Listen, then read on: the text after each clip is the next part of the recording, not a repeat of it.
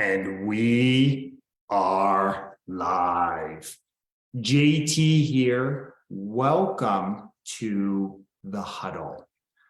The Huddle is where I sit down with successful people from the world of sport and coaching.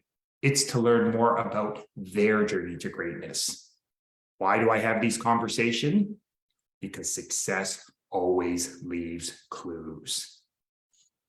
I want to take a moment to thank you, whether you are tuning in live as we stream to our Facebook community, whether you are watching the replay on YouTube or on Facebook, or whether you're listening to the audio on the podcast.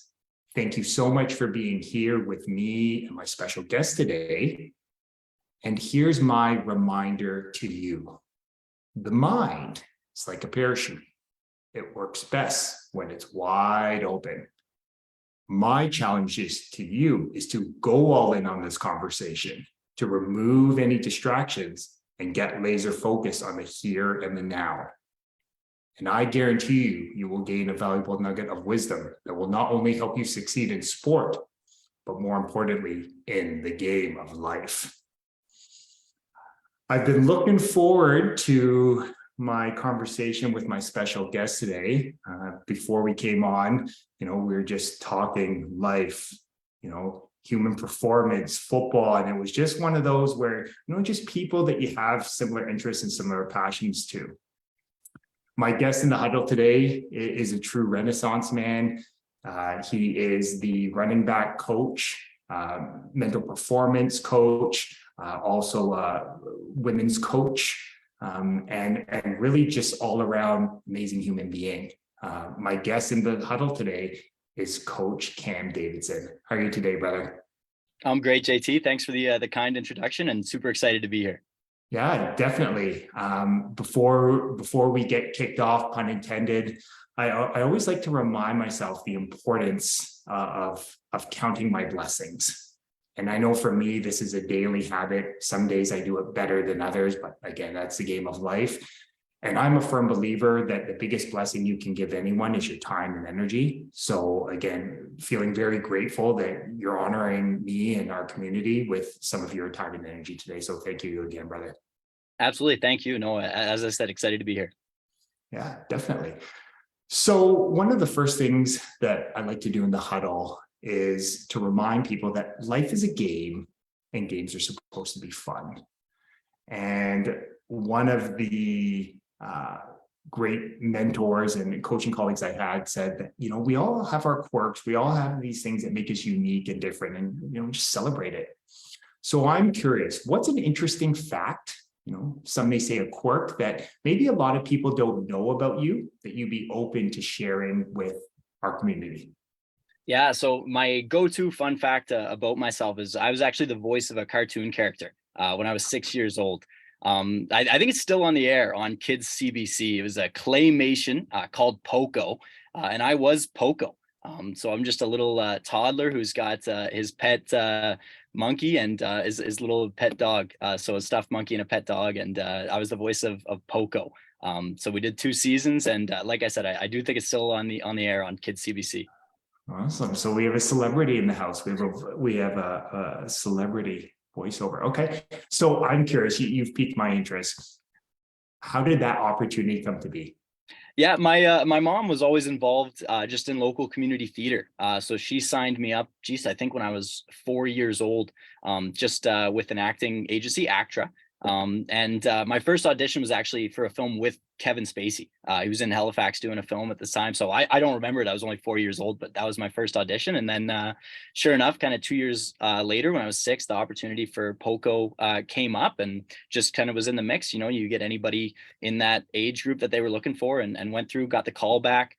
And then went and kind of rest is history. So was the voice of Poco, and they were pretty good to me. They got me a little backpack that I used to wear in elementary or in middle school and high school. And no, it was great. It was a great experience, a lot of fun, and it's been pretty cool throughout my life. There was a moment during my undergrad at Acadia where a couple girls came up to me at the bar and was like, "Oh my gosh, are you Poco?" and ended up buying me a drink. So it's been a pretty cool little fun fact for most of my life. Yeah, no, and what I love about it is, in all these conversations in the huddle, I do not recall anyone saying that they were a voiceover character. So I think that you talk about what makes you unique and different. That's a great icebreaker. Yeah, absolutely. Okay.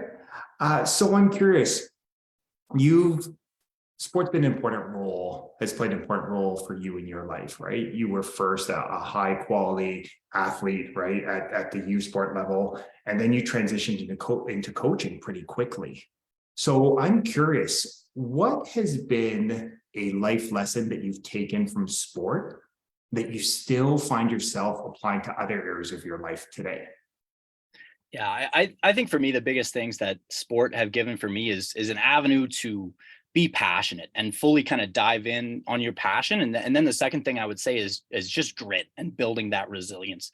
I mean, geez, so many times throughout the course of my football career as a player, whether it's injury or not being where you want to be on the depth chart, or even through the recruiting process in high school, not quite getting the looks that you want. There's just so many times where, despite how much you love it, the amount of frustration that you're facing is just completely overwhelming. So I think, and I could say the same about my coaching career as well, more so with just being challenged in really difficult ways to kind of take that next step, and just getting kind of called out sometimes on some of your actions where you think you're doing well, and you kind of get brought back down to reality, and understand that there's a long way to go to get to where you want to. So I think developing that resilience, and that grit would be the biggest kind of lesson that translates from football to kind of everything else I'm doing.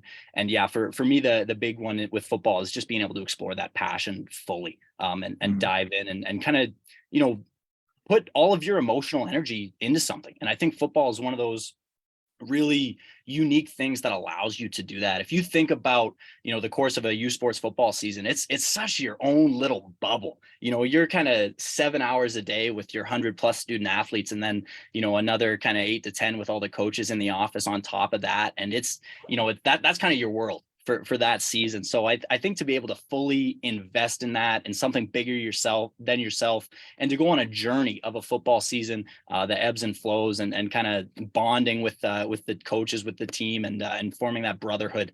I think that's something that's truly unique about football, and yeah, that's for me in my life. The being able to put that passion through football has been amazing. Yeah, and the biggest takeaway is definitely building that grit and resilience. Mm. And I love it. And it sounds like, again, the beauty of spending time doing what you love with the people you love.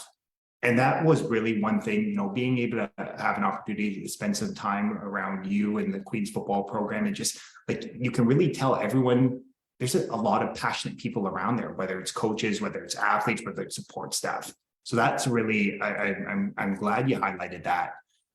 Now, the interesting thing you talked about was this idea of grit and resiliency, right? The ability to really overcome challenges, obstacles, adversity, which, as you know, as an expert in mental performance, is key in life. So I'm curious for you, how did that's framed your life, the ability to grit, resiliency? How were you inspired to then pursue this career, this vocation in the mental performance side of things? What inspired that idea? Yeah, I think for me, the mental performance side, and I think it comes from me. When I was in high school, I had like a really kind of ambitious mindset, but I don't think that necessarily translated the right way for me. I think I came off as kind of cocky, and then kind of in trying to correct that to be a little bit more so fit in a bit better socially. I definitely was a little bit kind of hot on myself in high school. I think that I kind of damped down that confidence and never really got it back. So I think the inspiration for me on the mental performance side is to allow people to absolutely pursue their dreams with as much tenacity as they want, but to do it the right way and not rub people the wrong way, or not get kind of too caught up in their own world, which I think was the case for myself. And then that translated into me not necessarily attacking the opportunities that I had as aggressively as I would have wanted to. And now, kind of looking back in hindsight, as my time as a player, I think, geez, like there was a lot of opportunity I left on the table because I didn't necessarily know how to manage my mindset. I didn't know how to balance wanting to be an extreme high performer with then socially, understanding I'm just a regular guy and need to interact with others. So I think helping people kind of find that balance, that whatever the blend may be for them that can optimize their performance, goes a long way. And then I think just being able to be a support for people, and kind of surplus the great things that they're already going to be able to do. If I can kind of help them along that path and make it a little bit easier for them, share some of that advice and kind of make that process smoother for them, I think that's immensely rewarding for me. And I think that's kind of the driver for the mental performance side for me, is really just wanting everybody to be able to maximize their output the right way in whatever they're doing. Yeah, and it sounds like this being able to be objective with yourself, right? The ability to look, observe, analyze your own past lived experience, and just being open to saying, hey, there's a better way to do it. And it's interesting that, a lot of that mental performance side, as is the ability to look at where you're at, but then actually look at it in an objective way on how to make things better moving forward. So it's interesting, because I think, like many high performers, and you work with them, right? They have the ambition, they have the drive, they have the passion to get up and get after it. It's just sometimes it's learning to harness that bull in a china shop that I think every high performer does, and that's what's got them there. But then being able to use it in a more constructive way. Absolutely.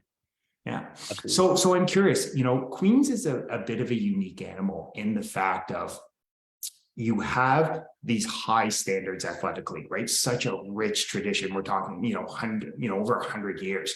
But then you also have some of the most demanding academic environment. So you're immersed around high performers. What has it been like for you transitioning into this coaching role, and then also having this mental performance side of things? Like, how are you using your lived experience, your specialized knowledge, to help and serve on this stages of your journey? Yeah, I think with the unique thing at Queens is that you do have, amongst high performance student athletes, some of those real kind of cream of the crop guys that end up coming out for our football program, who are high academic achievers and high performers on the field. And I think that puts a lot of pressure, on us as coaches to really perform at a high level as well. And continue to develop. So I think with my lived experience and kind of coming over from the AUS side and now getting to experience kind of the OUA life, I think a lot of it is seeing that passion, seeing that energy, and kind of, for me, a big thing I always put emphasis on is opportunity. And I'll joke with the guys quite a bit. I say, hey, I'm not getting paid much, but I'm getting paid a lot in opportunity. So that's one of the big things. So I think it's just kind of bringing that energy, that tenacity, and understanding the kind of opportunity that's there in front of us. I think where me coming from a smaller pond, growing up in the Annapolis Valley in Nova Scotia, and then going to school kind of 10 minutes away at Acadia, now kind of coming out to Queens and everything's a little bit bigger, the kind of opportunities seem a little bit brighter. I think having somebody that understands, how kind of big the jump is, and how privileged you are to be at Queens, and specifically within Queens football. What an opportunity. I mean, you've got a 140-year plus legacy of Queens football. You've got a coaching staff that is just incredible, from, Coach Snyder. Every time you speak to him, that you're speaking to the U Sports head coach of the year, to, Coach Ryan Beckmanis, who will be a head coach and be very successful someday, Coach Tom Flaxman, Coach Matt Nesbitt, Ben Dandria, and then even all the young coaches that we have on staff as well. There's just so many high achieving individuals that, just kind of understanding how privileged that opportunity to be there is, and trying to translate that to our players and get them excited about maximizing their opportunity. And that was one of the big things we spoke on the kind of goal setting performance side with the guys, is maximizing your opportunity. Attack those opportunities when you get them, and maximize your role, maximize the opportunity you're going to get out of it. So I think kind of that's some of the energy, some of the passion, and so hopefully some of the understanding of opportunity is one of the kind of X factors I bring to the table there at Queens. I love that. And hearing that, like, attack and finish, which I know, like, Coach Snyder talks a lot about it, right? It's part of like what your core philosophies are. So I'm curious, you have this specialized knowledge in goal setting. I know that's something that's near and dear to your heart.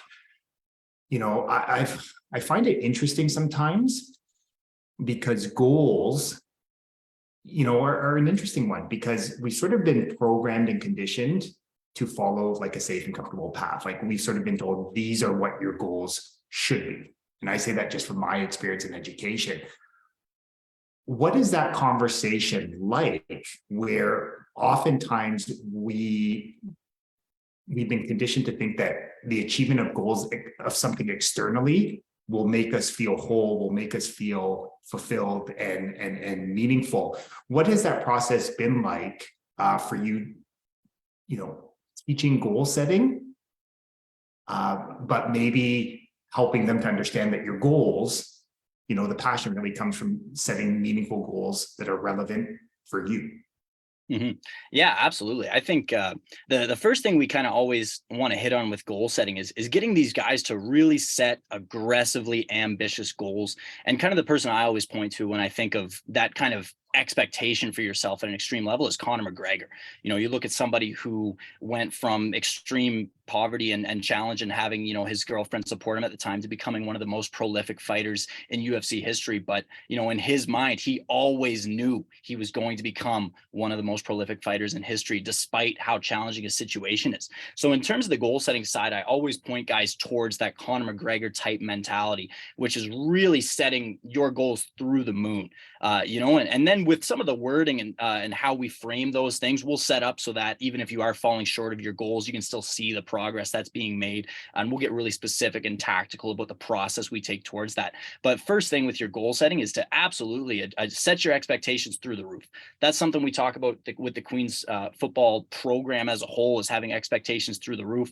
But then it's down to an individual level. What does expectations through the roof look like for me? And then how does that translate into my real-time behaviors? What it looks like at practice and meetings, and hopefully on game days. So I think the big thing, with set your expectations through the roof, and then kind of follow the process that we have in place for our guys to go execute that at a high level now. But first things first with goal setting is always going to be an aggressively ambitious mindset.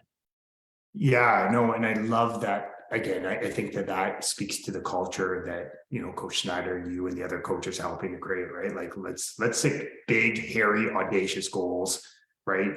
And I think it's interesting because it's counterintuitive to that safe and comfortable sort of, set goals that are safe and comfortable, right? But at the same time, as I like to remind my clients all the time, it's this idea of it needs to energize you, and it also needs to scare the what out of you. And if it checks those two boxes, you're going towards what you're truly passionate about. Absolutely. Yeah, that's that zone of optimal performance there, when you've kind of got one foot in chaos and one foot in order, and you're just putting your best self forward, kind of charging full speed ahead. Absolutely. Yeah. That's what it's all about.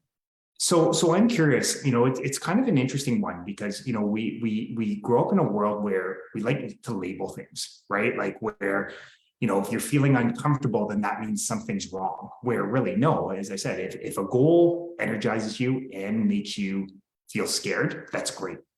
So how do you walk people through where we live in a world that's conditioned us to think that if I'm feeling some sort of pain or discomfort, that's a bad thing? Like, how do you walk these high performers through that? Yeah, no, that's a great question. I think the biggest thing, I think there's a lot of understanding of that when you're at a high performance level, and kind of to relate it back to a little bit of what I've done with my thesis work. And my thesis is on how injury impacts athlete experiences with positional competition.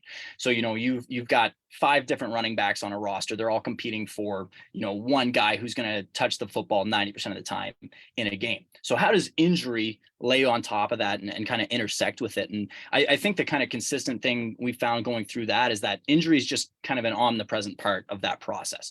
Managing your health and staying kind of ready to go, staying healthy enough to compete at a high level is intertwined throughout the entire positional competition structure.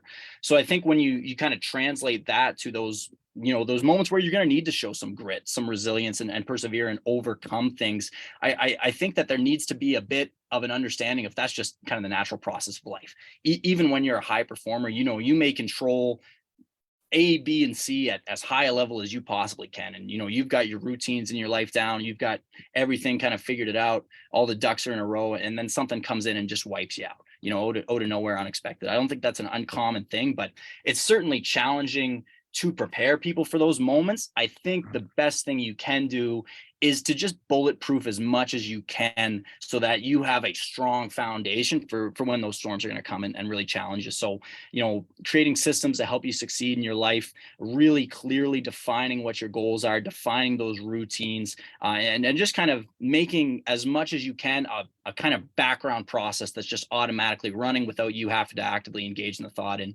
just goes a super long way to preparing you for those moments. So I'd say big thing when preparing athletes to overcome adversity is just understanding that even if there's not any there right now, it is going to come. Bulletproof your systems and kind of your mindset as much as you can before those moments. Yeah, and I love the language, right? Like the bulletproof mindset, and it reminds me that idea, like you talked about, it's challenges, obstacles, setbacks, like they're part of the game of life, and it's not expecting them, but it's just understanding, like you said, like in a football game, they're gonna come up from time to time. The interesting thing, like you talked about, is the power of habits. So the question I often think back to is like, what is your habitual way of thinking and being, right? What's your habitual way of thinking about when you face those challenges and adversity? And what's your behavior? Are you a doom and gloom kind of person? Or are you like, okay, like as Coach Nine talks about, like this reset mentality, right? Like, what do I need to do right here, right now to create a more compelling future? Absolutely. Yeah. Okay. So I'm curious. I think you're creating this unique role, right? And again, I've watched you. I had the opportunity through Team Ontario to watch you go about your business. And I love, like, you're a great coach. Like, they're simple, they're clear, they're focused instructions. And I love your willingness to jump all in, right?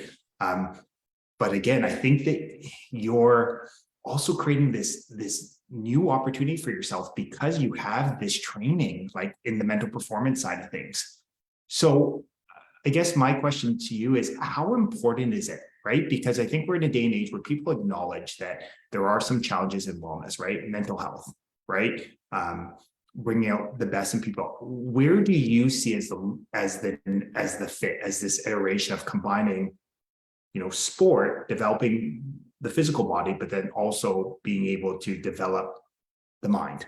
Like, where do you see this next opportunity laying? Yeah, I think with with football specifically, so much of the game is mental. So I really think that there's just a growing avenue to kind of pursue the mental performance side, both in a sporting context and in kind of just a general, more academic focused, more even life focused.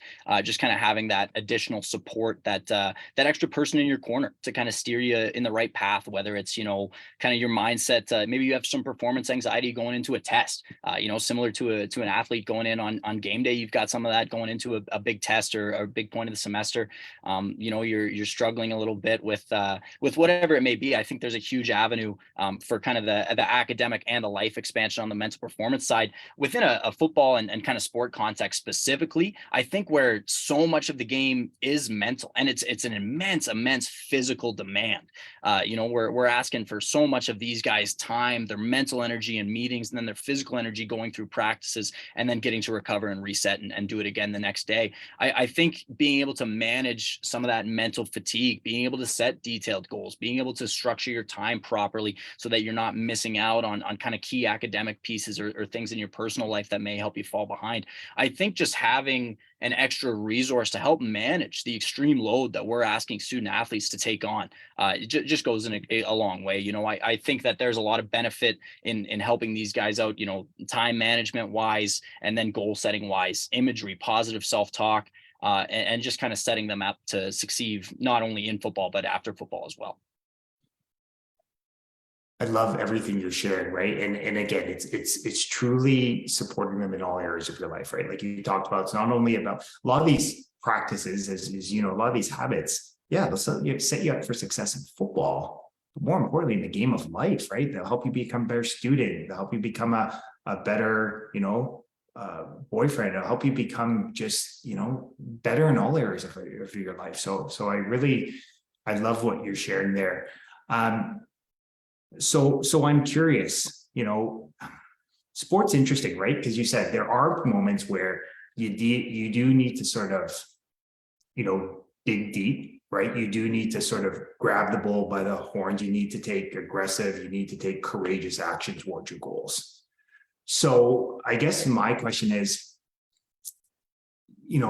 if a coach is looking at this and go, you know what, this is great, like, but I just need to coach like X's and O's, right? That's what's going to bring me. What would you say is maybe someone's like interested in it, but they just don't know where to start? Like, how could you integrate this idea of like really starting to help athletes and coaches see the value in the mental performance side of things? Yeah, I think I'll kind of go right off what you're saying with the X's and O's and tie that into imagery. And I think if you can get a student athlete really excited about applying imagery to their specific schematic responsibilities in a game, that there would be a pretty immediate translation into increased success for those teams. So, you take a receiver who's got to go one-on-one versus a defensive back and run a post. And this receiver, understands the game plan, understands that this is up this week. And he goes through and each night as he's laying down, he's running this route, 10 different ways based on how the defender is going to cover it, how they might adjust. And he's seeing himself kind of catch the ball. He's seeing himself, it gets checked down to a different receiver. He goes, makes a block. He sees himself cut the road off a different way, make a catch there, take a drop step, get upfield. And now you have an athlete who's taken a rep of one play schematically 20 times, 30 times over in his head versus a defensive athlete who's now in that moment trying to figure out how to win the rep. Who do you think's going to win the rep? So if you want to go specifically schematic and you're not quite seeing the mental performance side, you're crazy. Because I guarantee you, if you have an athlete who has seen himself win the rep 50 times over, it may not guarantee it, but the probability that they're going to successfully win that rep versus the defender who is just trying to figure out in that moment is skyrocketing. And then just defining your goals, having a clear compass, a North Star that that you're working toward every day is going to make it so much easier to lean back on your resilience, on your grit when that adversity inevitably arises. And now it's not looking for a reason to continue to push. The reason that you're continuing to push is well defined, and the structures of how to continue to push are well defined as well. Again, it sounds like, what I really heard again, where you tailed off there at the end, was this idea of like clarity, like where are you going, right? Like having a clear destination, clear endpoint, and understanding that it's just the next step in the journey, right? And I love how you tied in this idea of, it's coming through the understanding that the mind cannot distinguish between what's real and imagined. So if you challenge your athletes to walk through the process, okay, what's your release? Going back to there, if this defender's inside, walk me through that process, have them write it out, detail it. Okay, if he's an outside leverage, okay, how are you releasing? And just that idea of being able to connect the mind and the body, even if it's just writing it out, that's what really goes. So I guess what I'm sort of getting at, it made me realize that, what can you do to ask a thought-provoking question? What question could you ask them to just challenge them to sort of walk through their own mental process? Mm-hmm. Yeah, absolutely. And I think it's great that you said that too, because I think so much of the mental performance side is challenging kids to be reflective and encouraging them to kind of figure that out on their own. Because the amount of the more you reflect, the more you're going to grow. I think it's just kind of inevitable. The more that you're taking a step back and analyzing how you're performing, what's working, what's not working. And one of my kind of favorite notions to come back to is act, assess, adjust, act, assess, adjust. Just go out and kind of tying in with that. And something that really helped me was the idea of, instead of trying to produce 100% products, produce as many 95% products as you can and just keep margin. Because the reality is the amount of time that it would take you to go from 95 to 100% is probably the same amount of time that you could have got a whole nother 95% project out. So kind of just pump out those 95%, come back at the end of the day, assess where those kind of missing 5% were, and then figure out how the next day you can make it a missing 4%. You adjust so that now you kind of streamline that process and you just continue to take incremental steps forward. Yeah. Again, I love it. Again, it's that power of consistency, right? Consistent, focused action, which is a habit, right? And again, when you do that day after day, rep after rep, set after set, whether football field, whether the weight room, whether it's even dealing with your finances, right? Like it's going to lead to great wins. The Score takes care of itself, which is Bill Walsh, a fantastic book by him. But yeah, that's one of the notions that stuck with me, and I think that's a huge driver in our success at Queens, is that we push our standard. And it's the line is the line, and our standard is all that matters. So no matter who we're playing that week, we're going to try and play Queens football, which we truly believe is amongst the best in the country, and we're certainly continuing to push to improve that every day.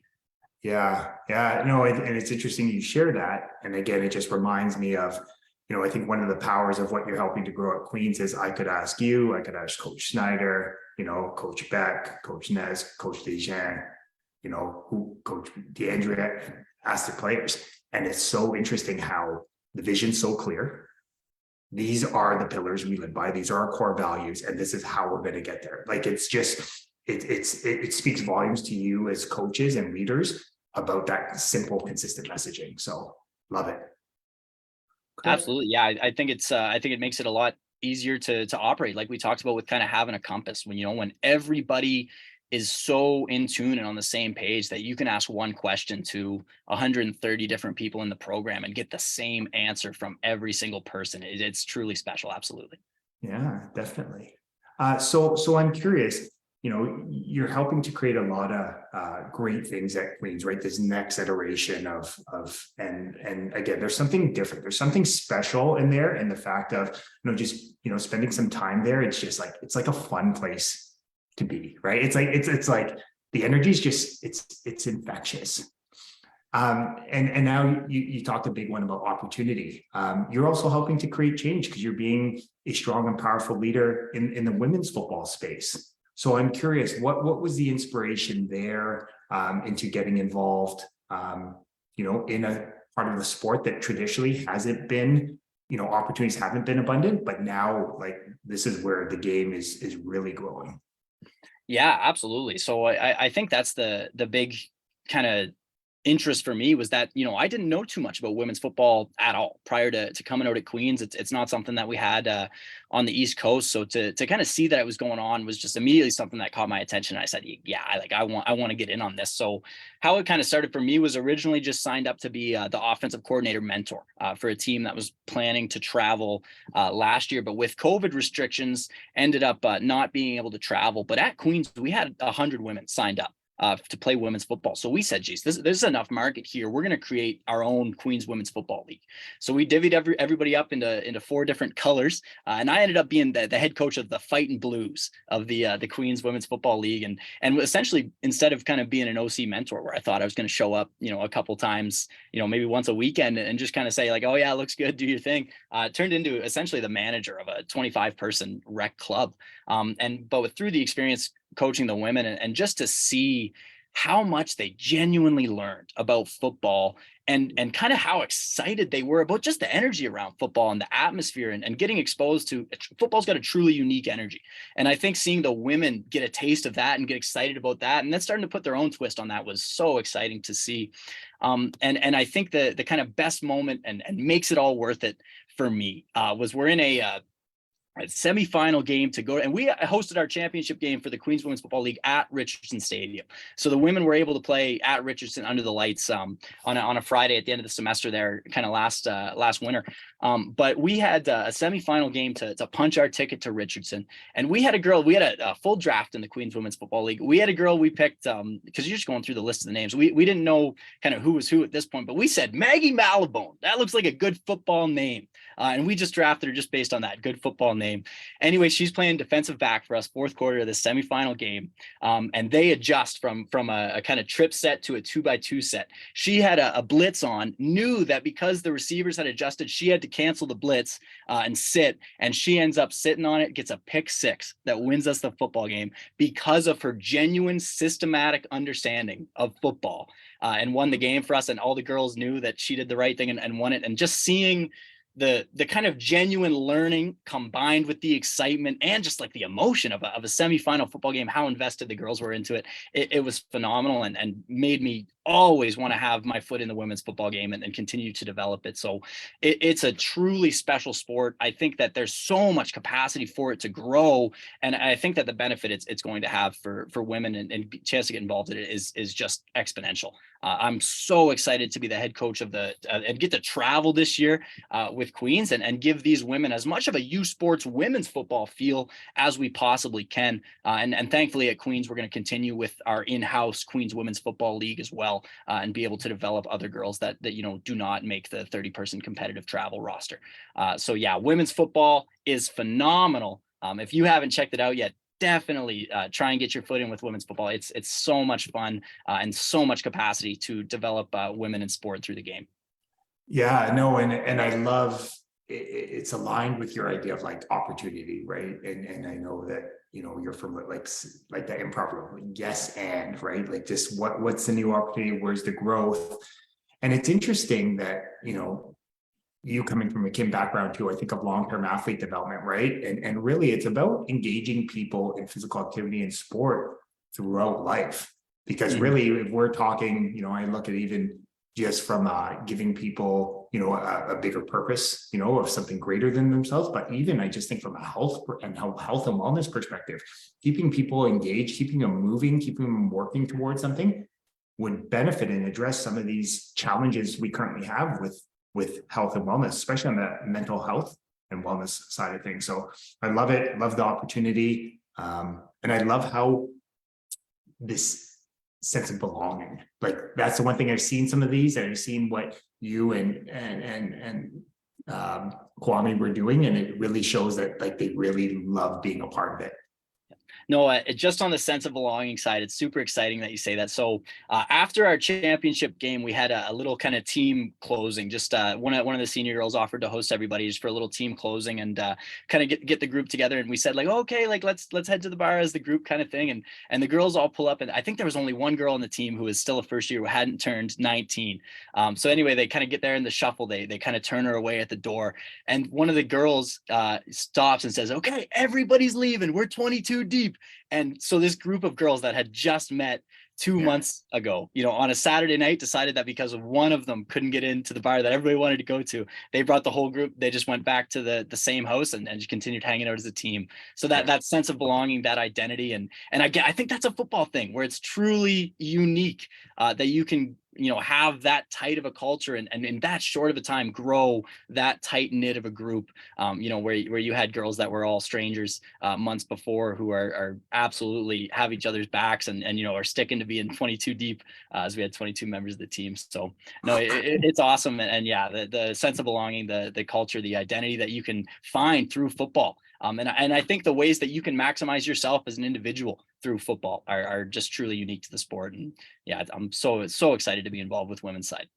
Yeah, no, and I love that story, right? Again, your passion, we're like, okay, we're 22 deep, like, and it's interesting, right? Like if we really peel that back, and that's where my curious mind goes is, okay, why do humans need to feel a greater sense of belonging, right? Like that's just, it's inherent in our DNA, right? You think back to cavemen and cavewomen, like what is the greatest need for any human being? To feel seen, to feel heard, to feel appreciated. And it's interesting that once people feel like that, it's interesting that only then can you truly bring out the best, the greatness in others, right? And then when people feel like that, it's interesting how, sometimes these ideas of community, family get thrown around in sport, but truly like that to me is family, right? Where it's like someone can't, and then I have the ability to empathize and to look at it. Okay, no, we're together. We're 22 deep. So that's kudos to you and the habits of tying in, the mental performance side of things.